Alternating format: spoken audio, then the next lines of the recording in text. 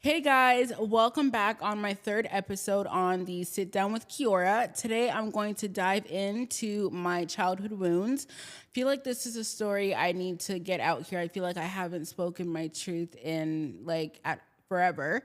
So this to me is really just going to be me telling my story and hopefully helping other people who are going through the same thing or who went through the same thing and trying to help them heal from that. So let's get into it. Honestly, as a kid, literally, I was overweight as a kid, compared to all the other kids. I was definitely heavier. So for me, I was definitely bullied a lot for my weight.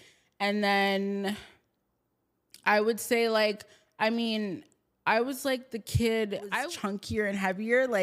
Everyone would definitely see me as a bully, which is crazy because it's I didn't cry. And honestly, as a kid, I think it stems from childhood where I was never open with my feelings and I was never openly crying and things about that. So for me, when things went down in school, I would never cry. So people would see me as this, tough girl who, never cried, never did this. And I held in a lot of my feelings. Truthfully, I held in a lot of my feelings. I was about I would say college is probably when I literally was open to really crying because I feel I wasn't in the same environment with people who I literally went to elementary school with and then obviously high school. So for me, I kind of let my guard down when I finally reached college and I was like, shit, I'm going to cry. I'm going to be emotional and I really don't give a fuck. But for me, elementary school, it was hard in the earlier stages. So I would say grade 1 up to grade 5, 6. And then 7 and 8, that's your intermediate year.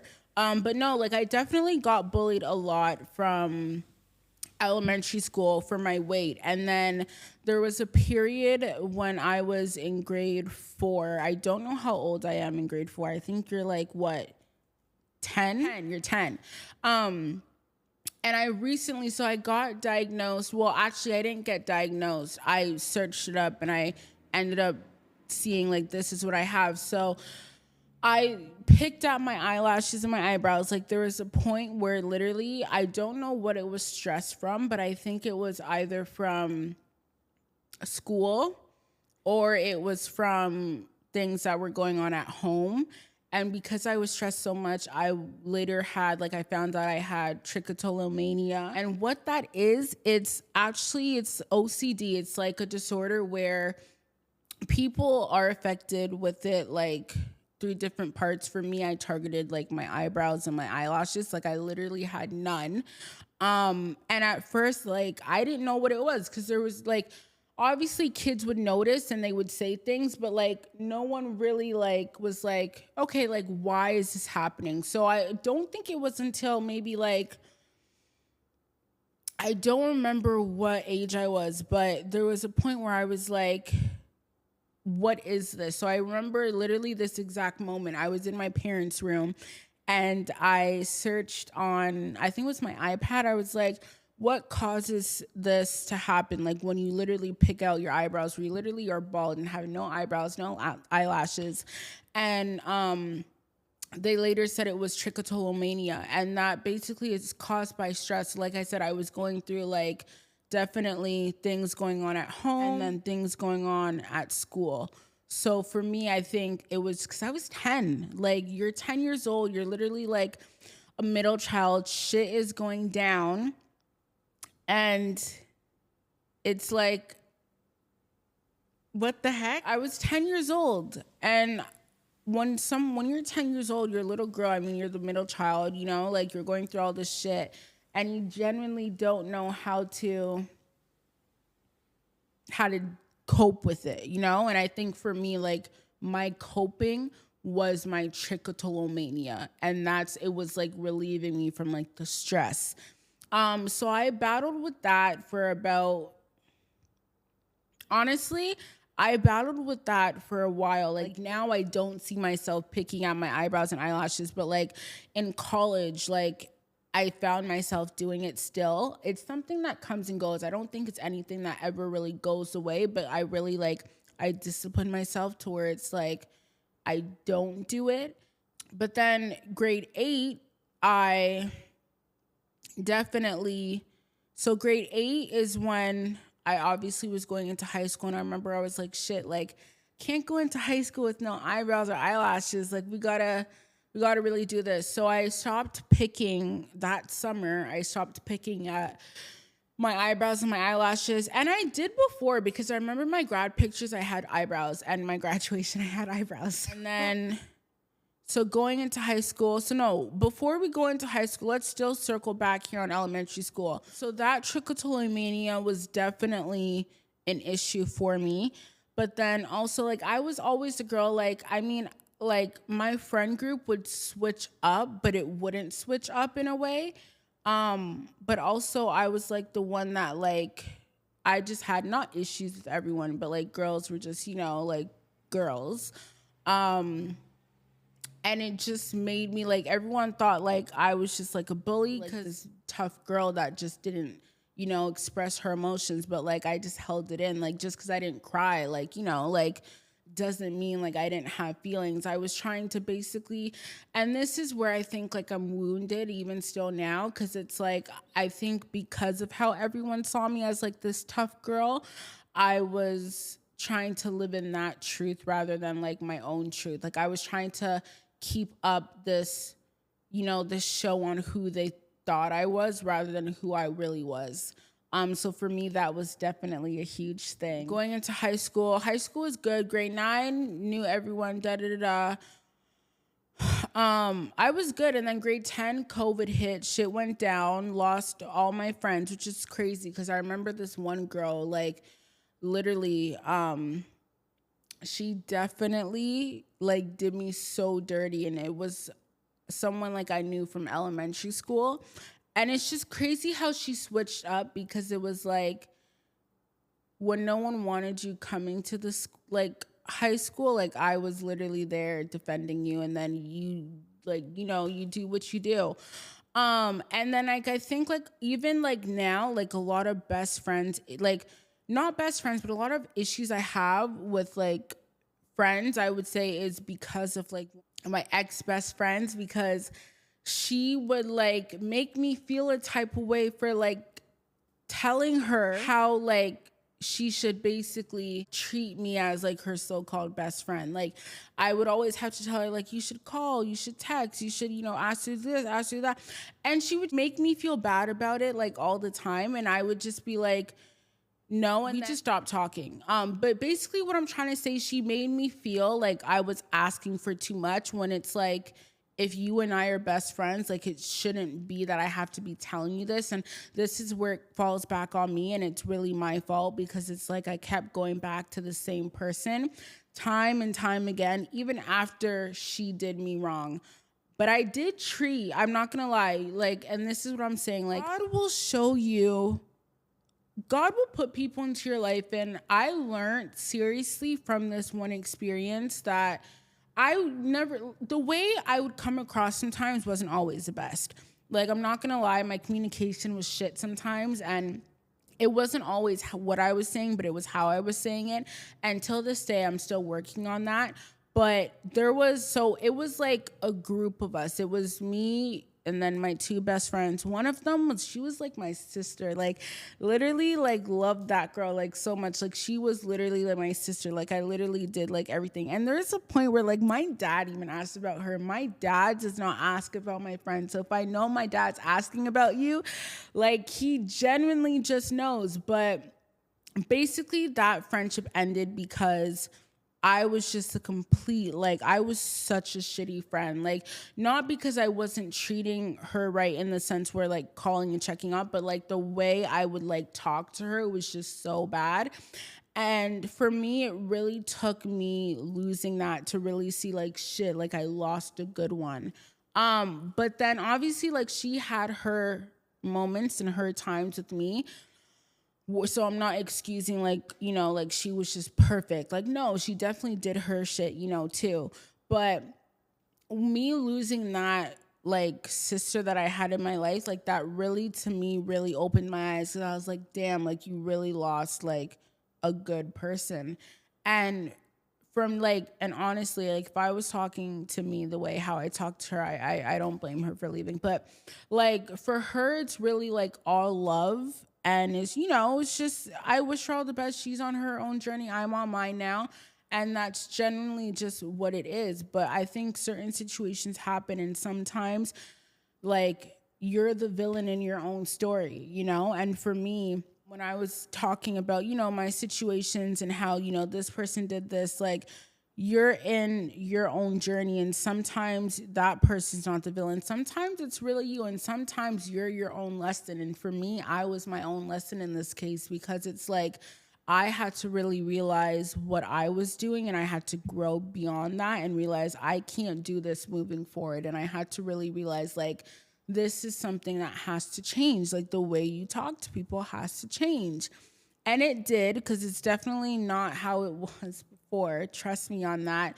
But it's like sometimes it takes losing something so valuable to you for you to wake up. And that's what happened to me in this case. But it was literally like a sister, and like I've learned from it and I've grown from it, and now I'm, you know, I know now what to do moving forward, and like the next stages of like friendships and, you know, relationships that come along my way. And those two best friends that I had, one of them was like my sister. The other one was like a best friend, but it's like she made me feel bad for literally like asking to like do the bare minimum in a friendship. So people like that you want to stay away from, because you shouldn't have to ask your best friend to do that. You shouldn't have to tell them, and they shouldn't have to make you feel bad for it either. So that's all I'm going to say about that. Going into high school now, it was good. But then I went into high school with the same friend group, basically. Then lost all my friends during that grade 10 COVID year.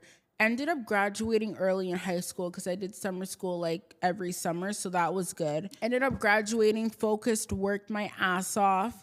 And then I started college. But high school for me, it was good.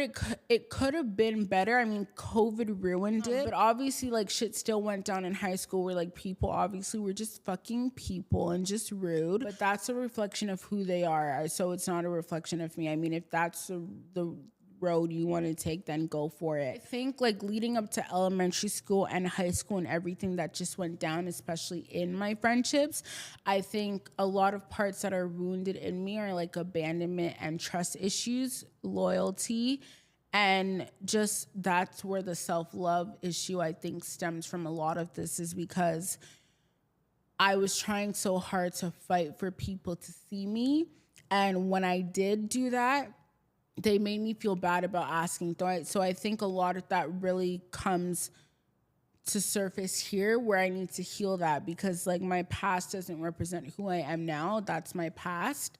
And it's just me learning to evolve from it and just really live in my truth and like understand my self-worth now.